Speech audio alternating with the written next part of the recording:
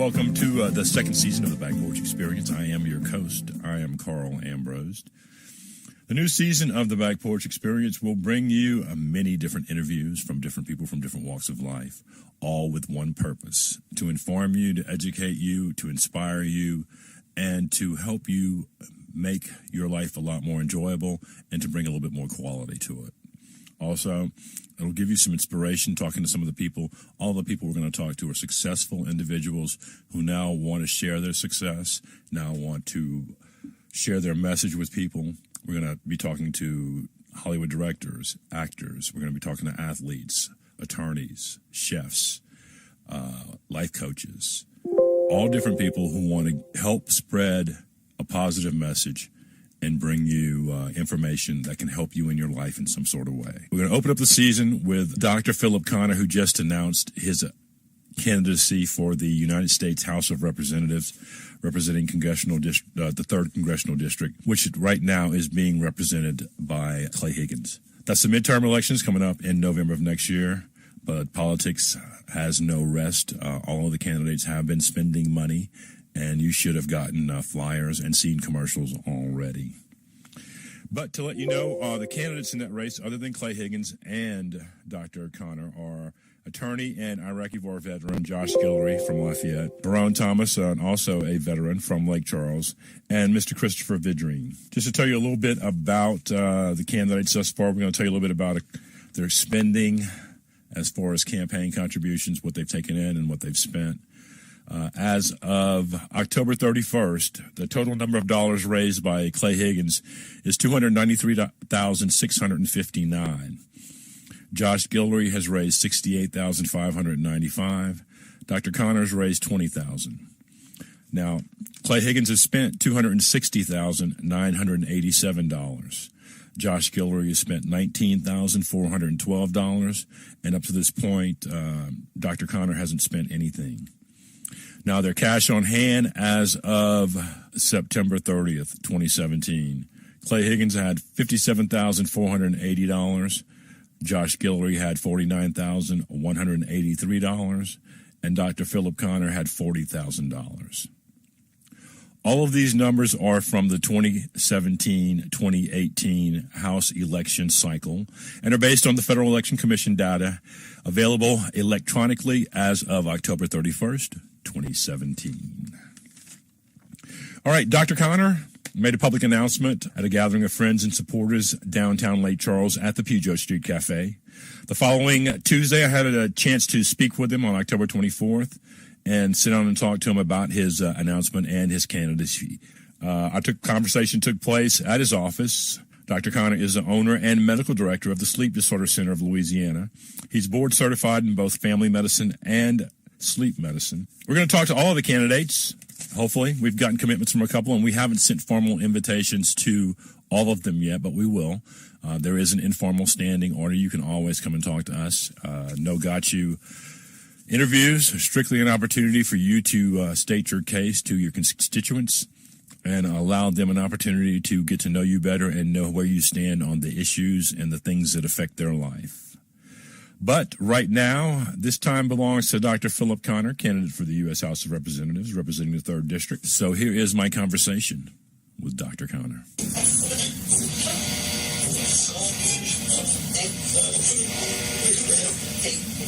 Quiet on the set. Can we please have quiet on the set? Action! All right, welcome to a new season of the Back Porch Experience. I am Carl Ambrose, your host. My guest today is the Democratic candidate for the 3rd Congressional District. We'll be challenging Representative Clay Higgins. That's Dr. Phillip Conner. Dr. Conner, thanks for being with us. Thank you for having me. You're a doctor in Lake Charles. Correct. Family medicine and sleep disorder. That's correct. Okay. And you've been practicing for how many years? Approximately 15. Okay, 15 yeah. years. Okay. Time kind of runs together after a while, but about 15 years. Tell everybody a little bit about yourself. Sure. Born and raised in Lake Charles. Went away, actually started off at LaGrange High School, which is a local public school here. Went away to LSU in Baton Rouge for 4 years and then went down to medical school in New Orleans. Got my medical degree there. Always wanted to practice in a small town close to home, so came back to Lake Charles, did my residency, and have been here ever since. Okay. One question, I guess the first question I'd like to ask is, why are you running for Congress? I think it's the most important issue facing us going into 2018 is trying to find some representation that is truly inclusive of the entire population of our district. I think we have a very disparate population of all economic, racial, ethnic backgrounds, and I think it's time that we have representation that sort of reflects that. Right now, our congressional delegation seems to be supporting policies and legislation that is more against the people of the district than for it, in my opinion. I think I am for absolute economic growth, the continued economic growth in this area, and begin to diversify that economy. But when we do that, we have to do it in such a way where the entire district benefits, not simply a certain segment of that. And so that's really why I'm running, is to try and bring voice to the people that may be marginalized, cynical, disenchanted with the system, to give them some options of something they can vote for and a plan and a policies that will support them directly. If you had to give a letter grade to Clay Higgins, the current representative of the 3rd Congressional District, what letter grade would you give him? I would give him an F. I know that sounds over the top, but I think I can back it up. I think if you look at the policies that he's putting forth, whether it be opposition to NAFTA, which is our district is a massive exporter to Mexico, and that if they are going to radically alter that agreement, you're going to have a direct detriment to the economic prospects of our district. You look at it from health care, where you're proposing health care policies that actively remove coverage from the very people of your district. For those two reasons alone, I think that is enough reason that we need to seriously consider a change in leadership at that level. Okay. The Cook Political Report said that the 3rd Congressional District, the district that we live in, is the 35th most Republican district in the country. A recent Washington poll showed that 52% of Americans believe the Democratic Party doesn't have a plan. I was talking to my dad, and I asked him a simple question. I said, Dad, if you could ask a candidate or a politician one question, what would it be? And his answer was pretty simple. He said, I would ask him, what are you going to do when you go to Washington to make sure that they do something? Because people seem to get elected, and they do nothing. Any Sure. thoughts? Yeah, absolutely. I think to the first part of your question about us being an incredibly red district, it is. I mean, I think the facts back that up. And whenever we were discussing the options in terms of whether to run or to not to run, and what's the best way to get that message out, that was a huge part of the equation. Is how do we jive those two things? Are we able to legitimately have an opportunity to win? Because I think that at any time you enter into these endeavors, it's not simply to be a martyr. We're in this to win this because we think it's that important. To your point, I think if you look at the people of the district, for a very, very long time, the Republican Party has been able to, in my opinion, manipulate or influence traditional Democratic voters by using certain wedge issues in a negative light. Whether they're able to demonize Democrats as being anti-religion, anti-gun. And I think that we have to be able to push back against that and show that the traditional Democratic values that we all support are rooted in the culture in which we grew up in. So I am incredibly Catholic. I grew up duck hunting. I am a very, very religious person who believes in the social message also of Christianity, not simply the moral exclusivity that sometimes can go along with the faith. And so I think that we can make a valid argument to some of those red voters that we can represent your moral integrity and your moral foundation that you feel strongly about and that I feel strongly about, while at the same time moving the expectations in terms of our representation on other issues like social justice, like economic equality, those types of issues. So I think that we can sort of bridge that gap between those two things. part of the problem with the Democratic Party as a whole, the National Party, is that they've gotten away from their original message, which was pro-growth, reassertion of traditional values, like you said, the things that we grew up with, fiscal discipline, and a set of policies that are inclusive and designed to unify and bring people together. Sure, there's a direct sort of cause and effect there where you're seeing impact on that. And I get that a lot of people would argue against, that's not necessarily an economic engine that we want to depend upon. And I can see that point too. But I view it from a standpoint of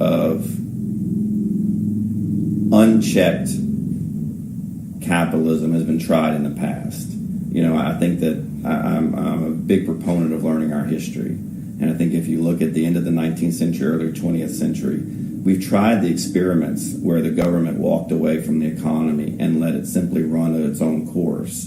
And it was a disaster. It was a disaster. You had rapid monopolization, massive worker exploitation. So there's a role for the government to play. The argument and the importance of our representation is to go to Washington and find that balance. Find the balance of being able to support the marginalized people in society while at the same time promoting an economic engine that can kind of propel us forward. I think that it's going to be interesting to see how the tax policies are going to come out hopefully this week, next week, that the Republican administration is going to try and put forward.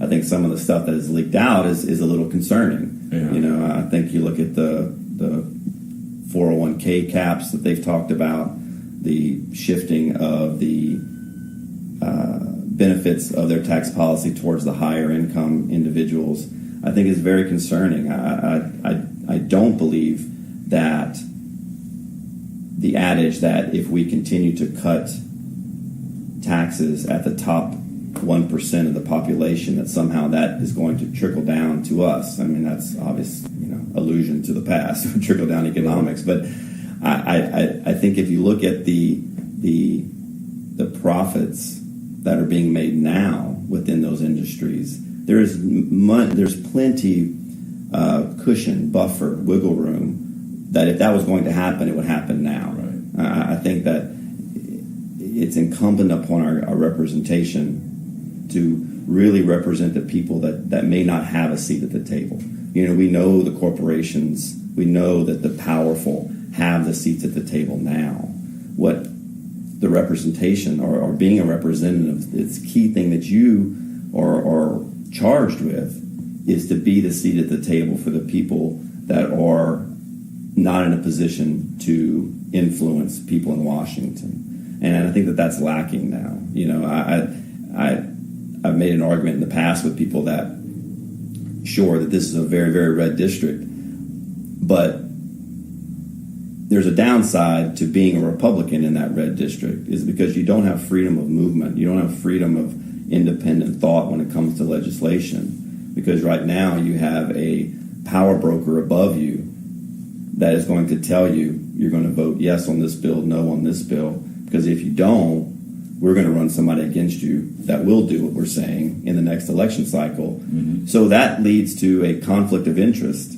Are you representing the people of your district, or are you representing the people that are telling you how to vote in order to maintain your position? And I think that if you elect someone that is independent in thought, you're going to get a much better reflection of the issues and interests of the people of the district. I want to ask you this. I think that some of the things that people don't realize is that the responsibilities of Congress have changed a little bit now, especially now because our foreign policy seems to be a bit in tatters. But not only that, the whole world is moving away from fossil fuels. China was going to build 85 coal plants. They've decided they're going to go with solar and wind. Europe, several countries have already introduced water-driven cars, nitrogen-driven cars. There are countries that are phasing out gasoline-powered engines within the next 10 years. But yet, our state and our representatives seem to hang on oil and gas. What are some things that you think we could do to diversify our economy here?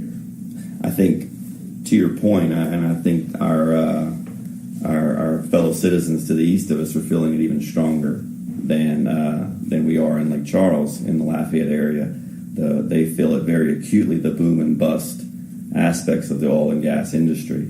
I think any kind of discussion we have on diversification has to start off with the acknowledgement that oil and gas industry is going to remain the core of our economics for decades to come. But I don't think it's a zero-sum game. I don't think it's a situation where we have to have one aspect or the other. So I think introducing some diversification, whether it be through alternatives, looking into, we have a massive coastline. Do we have the capacity to pivot from offshore drilling to offshore wind production? Are there ways that we can sort of utilize our natural resources in a way that allow us to pivot towards alternatives?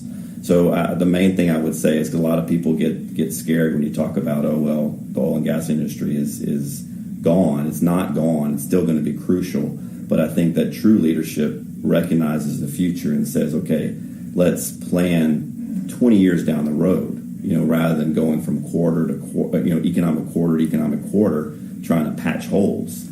Come up with a comprehensive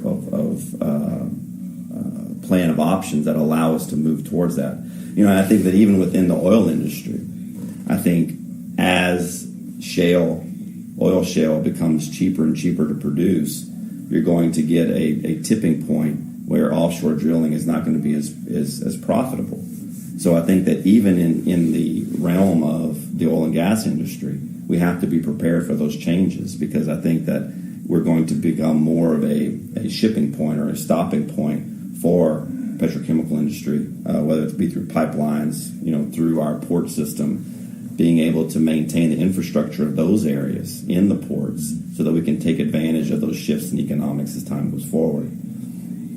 Okay. I was reading something the other day, and this is the top issues that are facing the country. They polled Americans. The number one issue was health care at 35%. This was roughly about a month ago.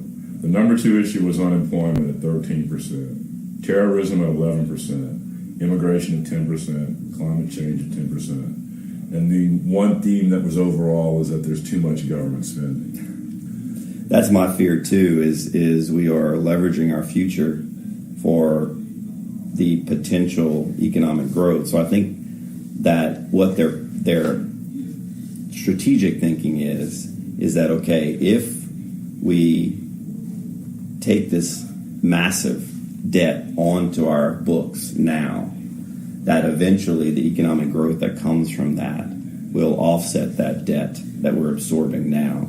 Well, that's been tried in the past. We tried that already, and that debt never went away. It just kept accumulating.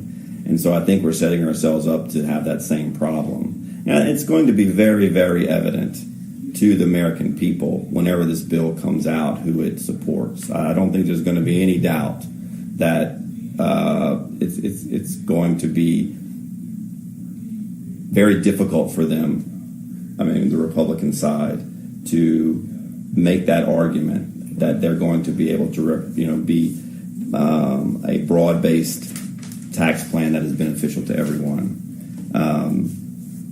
For so long, the Democrats have been on the defensive because Republicans have been either out of power or marginalized in power and have been able to rely on rhetoric to sort of be bomb throwers and just, similar to the ACA, to be bomb throwers and just be able to destroy whatever plan's out there without having to present an alternative. Right. Now they have both houses in Congress and the presidency. And the proof is going to be in what they're able to accomplish in the next year. And if the healthcare fiasco that they tried to, the repeal and replace plans that they put forward so far are any indication, I think it's going to be very, very clear that they're going to have a hard time justifying their policies to the American people. What do you think about what's been done on immigration since? I think that we, and I come from it from a little bit of a different perspective, because I've been on mission trips down in Nicaragua, and I've interacted. I have many friends down there. And so to see the demagoguery that is being put forward and the demonization that's being put forward of people that work 16, 18 hours a day to provide for their families is pretty insulting to the vast majority of the people that come here to work. I think you have to secure the border. I think that any industrialized country, any country that calls itself a country, has to have some sort of border protection. That goes without saying. But at the same time, you need to have either a work visa program where these guys can come up and work safely and have their protections in place, and then they can travel back home, and then eventually have some sort of path to citizenship for the people that have been here for decades. I think that these people have raised families, they're working, they have businesses, they have children that are in college. These are Americans at this point, and we have to have a path for them to allow them to be able to truly seize the American dream that we all want. I don't think that's necessarily a controversial statement to make. I think that we're, at some degree, all immigrants to this country. That is not to say that we shouldn't secure the border. And then that's what's so frustrating on lots of issues on the Republican side is it's a zero-sum game oftentimes, right, where they're able to demonize a position by saying you're either for America or you're for massive lawlessness, and it's issues cannot be boiled down to that oftentimes. I think that there has to be a little bit of nuance, and I get it in the 24-hour news cycle. That's a difficult thing to achieve, but we have to have faith in the people of America to make those nuanced arguments. And I have tremendous faith in the people of Acadiana and the people of District 3. These are hardworking, blue-collar, traditional Americans that recognize whenever they are being told statements and rhetoric that are simply meant to inflame passions, that are not meant to solve problems. And that's what I want to do, is to be a problem solver. Okay. Now, Louisiana is one of the most polluted states in the country. What do you think about what has been done by the EPA, and what kind of plans do you think the EPA is now presenting? Yeah, it's terribly alarming to me because of the fact that we have to live here. I think our children have to live here, and we have not to overstate it, but I don't think I am, a sacred responsibility to maintain the environment and the land in which we all share.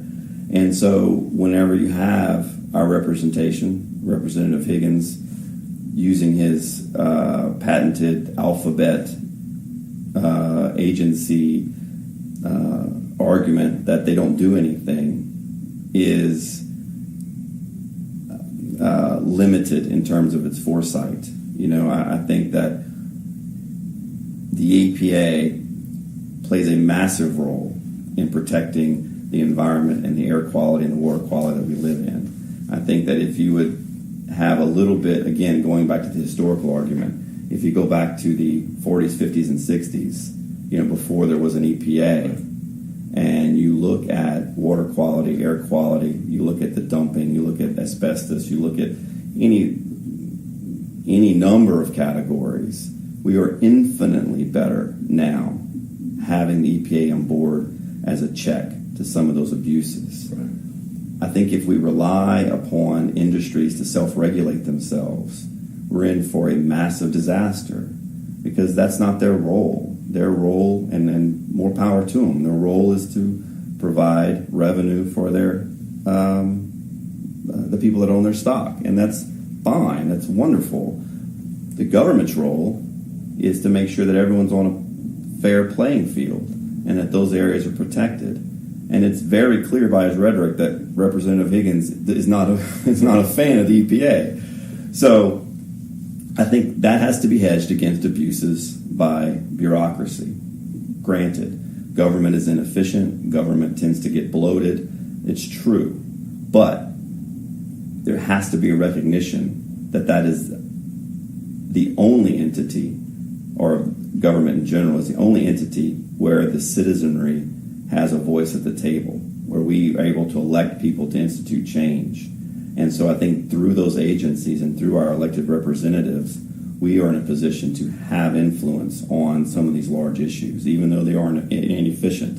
And I think through our representation, we can manage the bureaucracy. It's just a matter of having leadership there. It's again, as we've stated multiple times in the past, it's not a zero-sum game. It's not either you're anti-EPA or you're a tree-hugging, anti-industrialist. There's a middle road to be struck there, and I hope to think that that's where I am. I think that when you're discussing the First Amendment, obviously you're going to have to talk about the Fourth Estate. You're going to talk about the press, and they've been put sort of in a very, very difficult, delicate position. Whenever you're constantly, and what I mean by that is the administration is constantly assaulting the press, I think that it tends to undermine the faith and the trust from the American people at large in those institutions.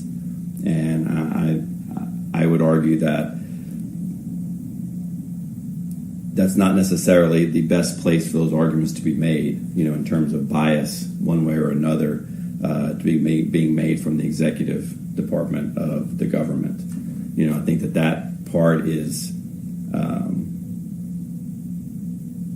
dangerous when you have the government deciding what is and what is not appropriate news coverage. And when you make it really implicit or explicit threats on, for if you like it or not, NBC News about pulling their FCC license. Which you can't do. Right. But it's that type of rhetoric that fuels a lot of fear on the parts of people that don't want our government deciding what can and can't be reported. So, and let's just take that one step farther. We'll go with the since it's a big topic, and I'm sure someone is going to ask you about it. The NFL protest. Sure. Because that's along the same lines of First Amendment. Sure. What do you think about that? About the NFL protest? I think it's two distinct issues that are present there. Issue one, I think, is the president coming out adamantly against it. That, I think, is incredibly dangerous, where, again, simply as we talked about the press, it's not the role of the executive, and what I mean by that, the presidency, to decide what is and what is not an appropriate form of protest as long as it's nonviolent. I find that shocking that people will accept the government making those decisions. I just think you turn that around 180 degrees, and you have a Democratic president that would come out and say that some protest was illegitimate, un-American. The howls of protest on the right would be deafening, and yet we have the exact same situation. And because they don't agree with the protest that's going forward, they're perfectly willing in suppressing those people's free speech. I find that very, very distressing. In terms of the protest itself, I think that we have to recognize that there is an appalling lack of empathy in the world in terms of other people's point of views. The argument that I hear most frequently said is that these are millionaires protesting things that they have no context to protest because they're millionaires, get everything given to them. That is patently absurd.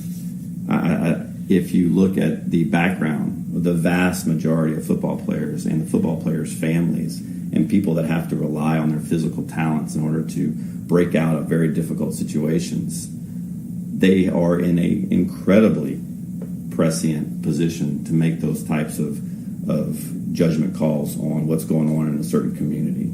And I think that just as anyone else is called to make a protest in one way or another, they have every right and every validity to try and make that argument. An LSU player, Eric Reed, and I would urge everyone to go and pull it in the New York Times, wrote an op-ed. He was a player with Kaepernick, and they had discussions in ways on how do we raise the issues that are important to us in a respectful way.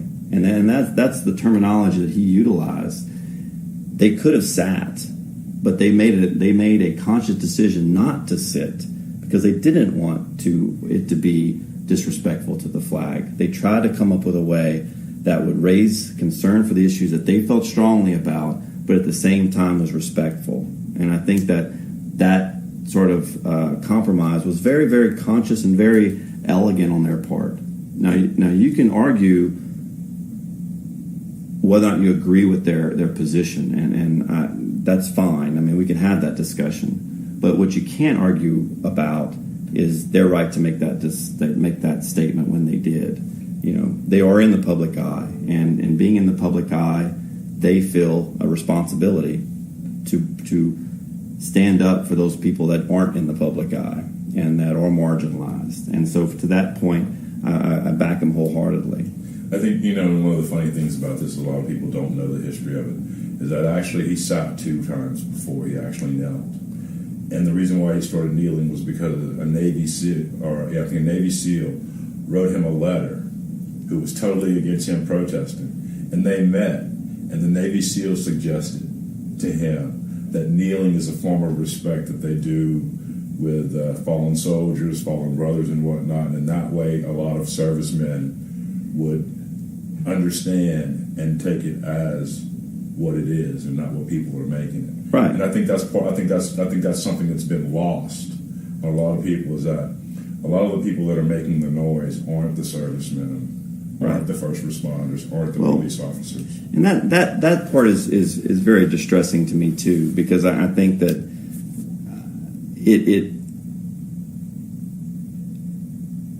it undermines, and the term fascist is thrown around just with impunity, and I don't do it lightly.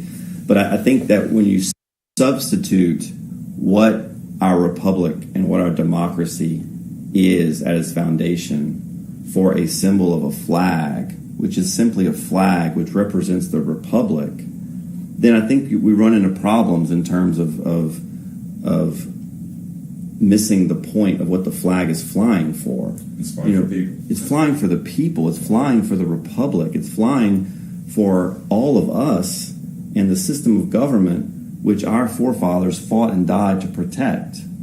And so that's the reason why you feel so strongly that being able to protest in a peaceful, respectful way should not be looked down on, but it's a fulfillment of what our government proposes to support and is enshrined in the Constitution. So I think that people have every right, and I can hear people saying now, well, I'm not going to go to NFL games.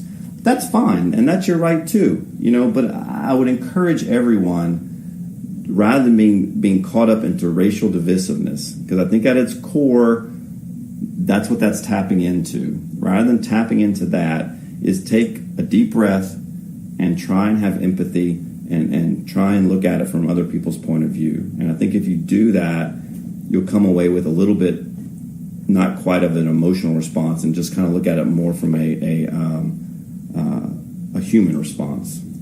I want to ask you something. Do you think the Democratic representation, and we're talking about the representatives and the senators all over, do you think they've worked hard enough against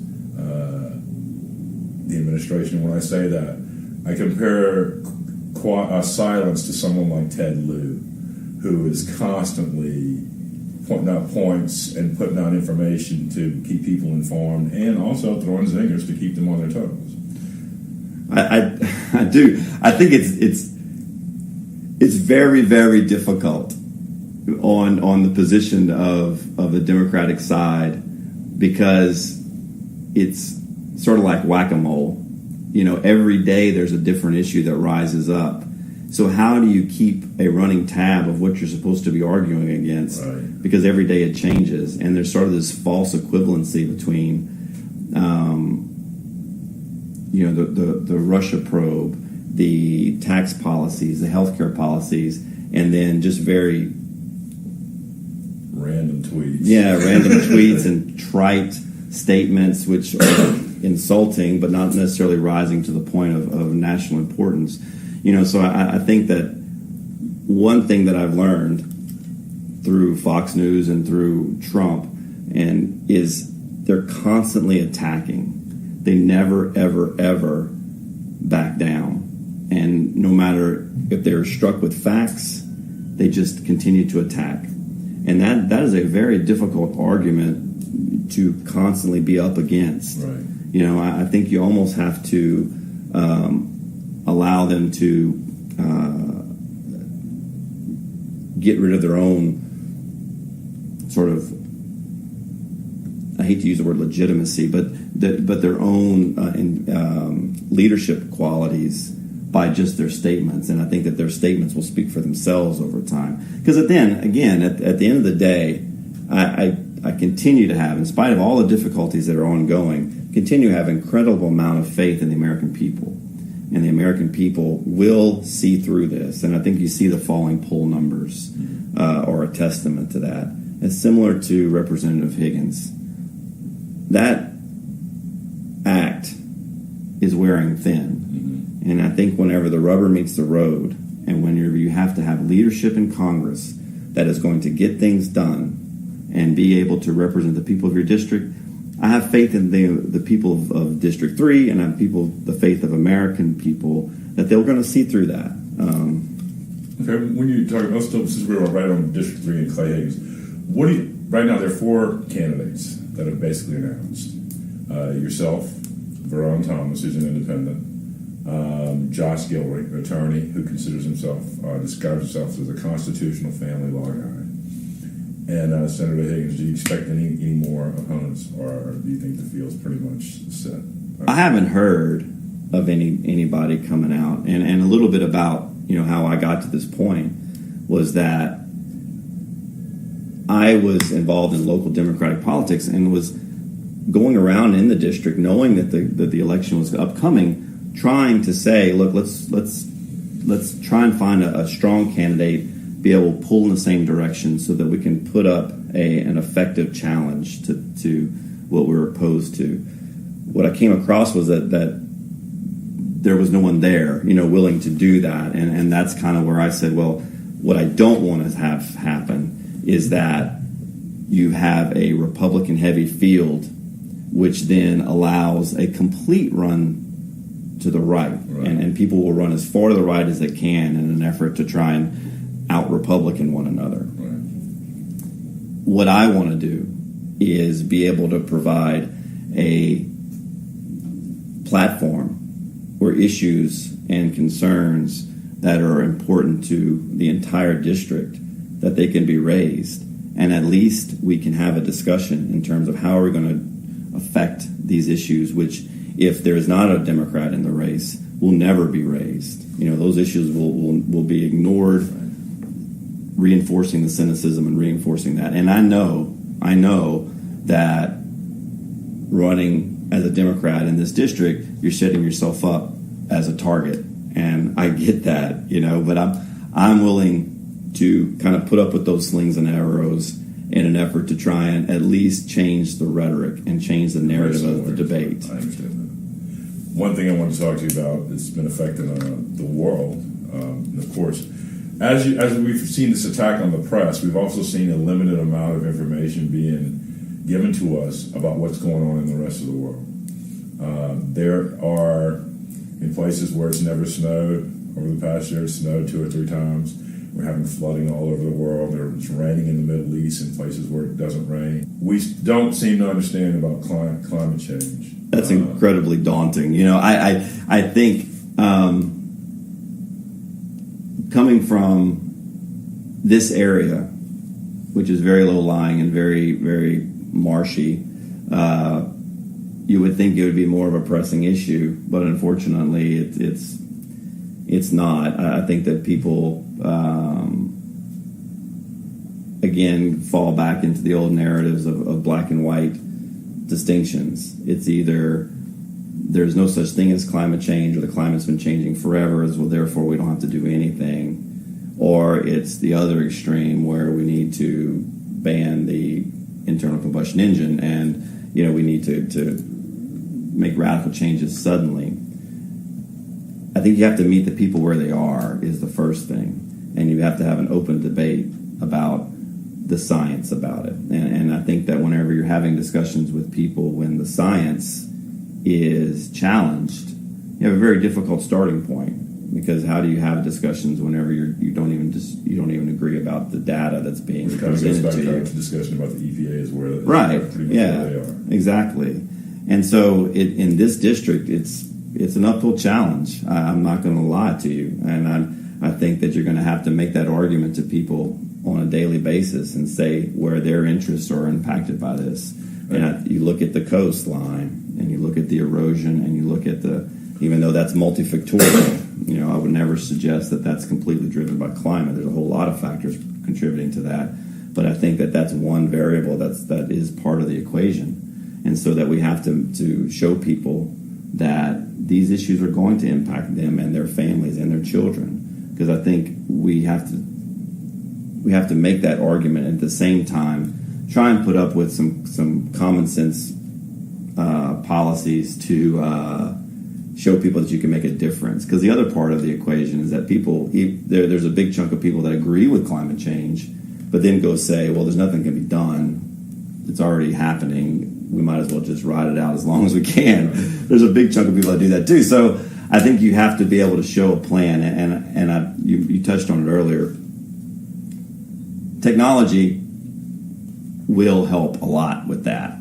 I think that as solar becomes more affordable, as wind becomes more attractive economically, you're going to see a natural shift into those areas that are going to be very, very helpful in sort of lowering CO2 emissions long term. And at the same time, we have to come up with a leadership at an international level. This is not really at a house level, but at an international level, that other countries feel like they have a partner in the United States, that we can work together on these issues. And right now, they don't feel that way. Right, we pull away from the Paris Agreement. Right. Our international partners feel like they don't have. You even look at in terms of international relations at the Iranian deal. That these are negotiated policies that have come together through multilateral negotiations, and then we just unilaterally pull out because we're mad, or we disagree with them. And so I think that you need leadership at an international level because it affects everyone, and then also at a local level, being able to show people how it impacts them daily. All right, I got one other thing I want to talk to you about. It's almost been a year now. It's been 10 months since the president administration has been in office. They haven't filled hardly any positions. Government, I think it's easy to say government doesn't work when you make sure it doesn't work. What do you think's happening with the education department at Betsy DeVos, and how do you think, what's your opinion? I think it's scary whenever you have that administration and leadership in that administration that is actively opposed to the very institutions which they are leading, which is what we see there. Right.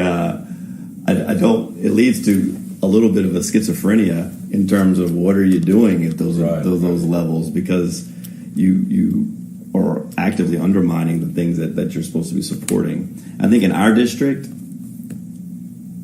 I'm open to whatever policies or whatever innovations are out there. I think that I know it's not a House of Representatives issue, but I think that there is some chances where a representative of a larger geographic area could potentially use a bully pulpit to raise those issues in that district and say, hey, look, guys, why don't we come together and do some explorations in terms of what works in the rest of the country? How can we do this in a way that we can serve the children moving forward? Because I agree with you 1,000% on an economic level and as well as a quality of life level. It all begins with education. And I think that we are failing, patently failing. And I think if you look at every marker that's out there, that will confirm that. So what do we have to lose to shaking things up and trying to look for a different way to kind of get from point A to point B? I think that some people don't realize you can't. There's not always a fix. Sometimes it's beyond fixable and it has to be torn down and built up from the beginning. And I think right. And if you keep doing the same thing over and over again, and you make small changes, you're not going to really change the outcomes. And there's so much institutional momentum and institutional inertia that lends itself to or against radical change. But you have to have buy-ins from the people on the front lines. You work with the teachers, you work with the educators, you work with researchers in education that are actually trained in the areas in which they are working to go out and say, okay, look, how do we look at these issues in an effort to try and radically change the position that we're in? Because, again, like I said before, what we're doing now is not working. Right. Everyone seems to think that we're on the brink of war. Yet, all of our representatives have been very quiet on the issues of Korea, Iran, and other things. They've pretty much been talking about stuff that's really, if we don't handle those things, that have become really unimportant. Yeah. What do you think about the situation that we have here with Korea? And the president's handling that? It's terrifying. It is. I think that the brinksmanship is dangerous. And I think that you can play the art of the deal, which is the name of his book, in business. And if you lose that negotiation, you've lost out on a business opportunity. When you play this brinksmanship at an international level, when you're talking about the lives of hundreds of thousands of people, it's a different dynamic. Because when you lose, you're talking about the potentially a regional conflict that can expand very rapidly. Because I think that if you look throughout history, it's inundated with unintended consequences. We don't know what happens when you try and open these Pandora's box, where you think it's just a perfect example is Iraq just a few years back. We thought that was over. It was going to be very clean. We went in and took care of business, and it was over. Well, here we are 15 years later, or however many years later, and it's still not completely resolved. If you make the argument that the ISIS threat is sort of spilling over in Iraq and all of that issue. So to your point, I think we have to be extremely careful when we're going to put Americans' lives in harm's way, whenever that can be avoided. I think that the Korean issue, no one wants war with North Korea less than South Korea, less than China, less than our trade partners over there. And I think we have to, or Japan, exactly. I think we can be the fulcrum that allows them to be able to continue to apply those pressures. There are so many internal dynamics or internal contradictions in North Korea that they can be marginalized and sort of left to their own devices. I think that they've tried this since, the early 90s. They do this, where it's very, very aggressive.